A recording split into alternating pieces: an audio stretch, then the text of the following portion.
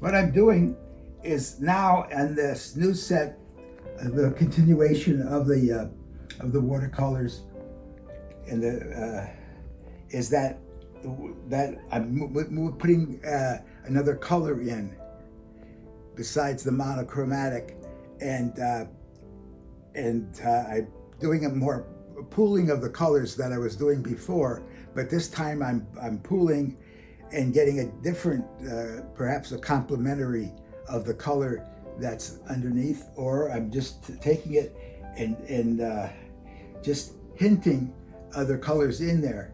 The important thing for me is always the soul of the piece is always is the important part, and the soul of the face and what the face tells us about the person that doesn't exist except on the paper. That's to look at the other thing is that we have a lot of sparkle in here. The micro finishing parts is just inside here, and that's something that is really doesn't show, but that's a wash of micro that I'm putting on here, and I'll show you up close.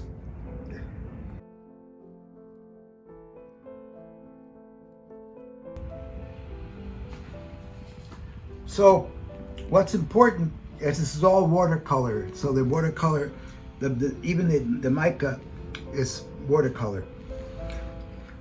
In the ones where I'm moving, where I brighten the color on top of the muted green, I'm really looking at that relationship between the blue and the muted green, which is gotten by mixing blues and yellows and pinks to mute it.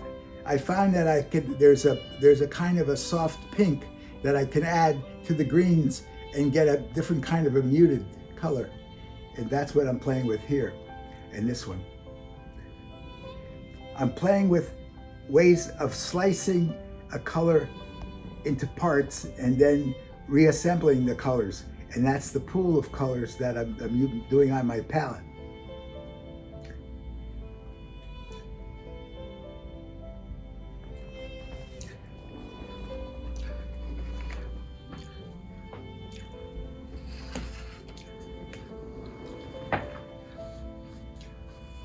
Again, this is playing with the complementary, but also wiping out areas, because I'm using the toilet paper and the paper towels to give me different textures.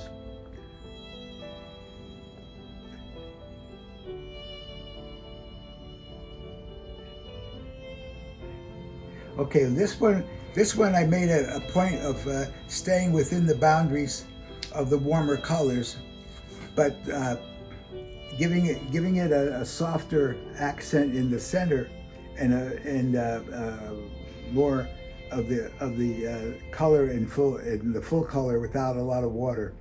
You know, watercolor is wet, and that's what I always tell my students: is watercolor is always wet. And I have friends that are very good at dry brush. That's the realism, more like an Andrew Wyeth type of painting. That's different.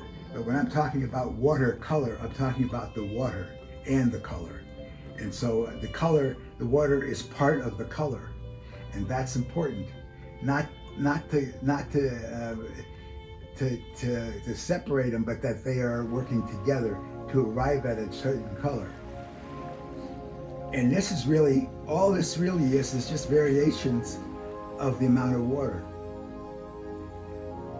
Getting this image where I was playing with some more Asian feeling to this one, and giving it that more mask feeling that I've talked about before. When we're looking at a painting, and we're looking at a monochromatic painting, it's saying that it's one color made in a lot of variations of one color. What I'm doing here is variations of the amount of water to arrive at this. Okay, this is from the paper towel texture. That's these lines that are in the background. in the negative space is made up of the paper towel, and the positive space is made up of the brush and some of my scratching tools. But primarily, it's about the paper towel used for the negative space texture. Again, it's the water and the color, not just the color, and the amount of water and the amount of color.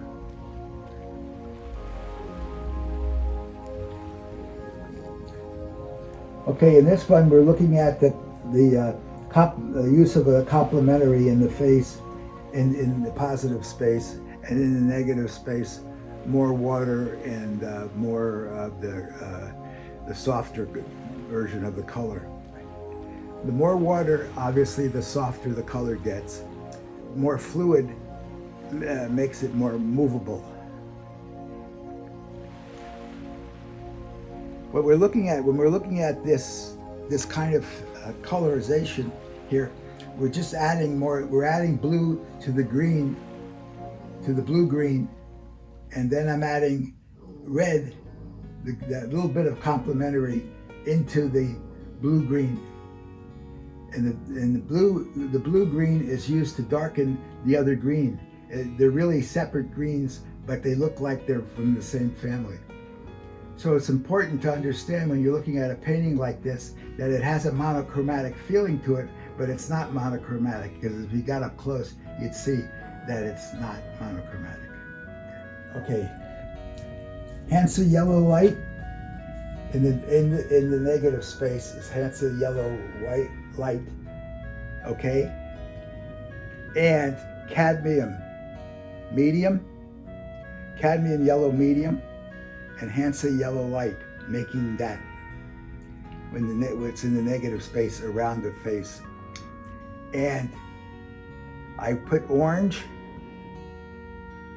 cat orange, and a drop of burnt umber, give it a rusty feeling to the face, and the kind of a Chicanismo look, you know, like the old Cheech and Chong movies and stuff. But this mustache is back, and I was having fun with the shapes and the colors.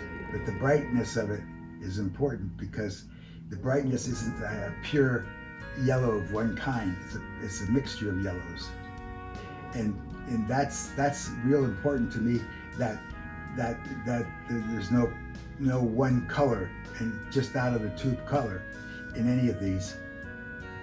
Okay, what we're looking at here again in the negative space is that even coating that appears from using the goat hair brush, the Japanese goat hair brush, which smooths out any brush strokes. And the more water, obviously, the less brush strokes would be there. But that's making that solid soft blue-green in the background. When we're talking about into the face, we're talking about a combination of colors and more water for the hair and the beard and that sort, and then picking up some cadmium red and some cat orange and a little bit of raw sienna, and that's making that go against the blues. And so what you're going to get is this kind of rosy fuchsia color. That's when you take the reds and all into a pile of blue, of wet blue, and then it starts. The face will start talking in a different language, the language of a different color. And that's what I'm talking about in all of these, is the language of a different color.